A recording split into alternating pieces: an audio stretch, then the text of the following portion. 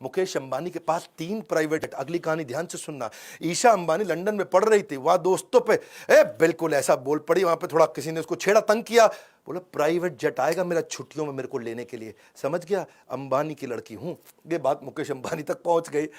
मुकेश को लगा यार बेटी में थोड़ा अहंकार आ रहा है। उसने जेट नहीं भेजा, उसने बोला कि जो तुमको पैसे दिए ना वहां जेब खर्ची के, उसी पैसे से पैसा बचा के अपनी टिकट लेके खुद आओगी। और वो पैसा बचाई जब, तो उसके बाद बिजनेस क्लास की टिकट नहीं थी, इकोनॉमी का पैसा बड़ी मुश्किल से बचा, खुद लौट के आई। 1 साल तक पिता ने जेट में नहीं बैठने दिया, बोला वैल्यू सिखाएंगे तुम्हारे को। उनका बेटा था, वो भी एक दिन चौकीदार को कुछ गाली दिया, बोला अंबानी का बेटा हूं।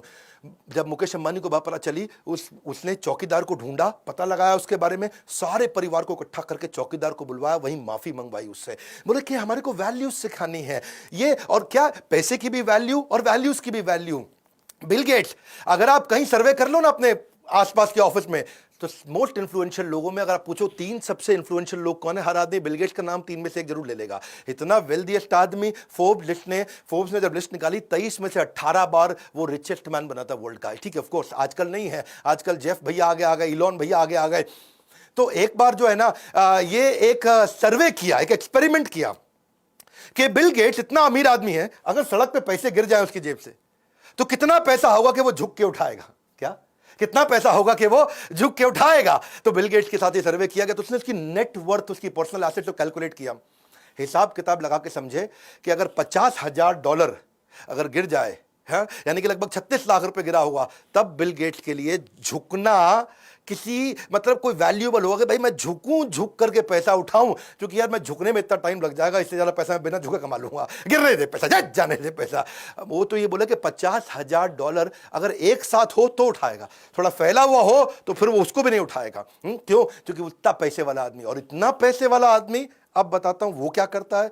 उसकी बेटी एक बार रेस्टोरेंट गई और वहां जाकर के टिप देके आई $500 की।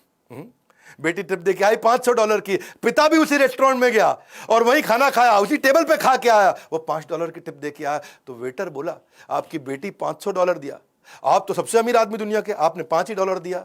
उसने बड़ा सिंपल तरीके से बोला, देख भाई, वो दुनिया के सबसे अमीर अरबपति की बेटी है और मैं एक साधारण स्कूल के मास्टर का बेटा हूं।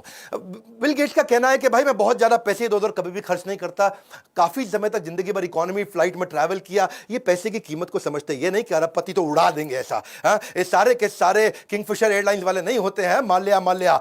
वॉरेन बफे दुनिया के सबसे अमीर आदमियों में, लेकिन आज तक 1956 के $31,000 के पुराने मकान में रहता, खुद ही गाड़ी चलाता है।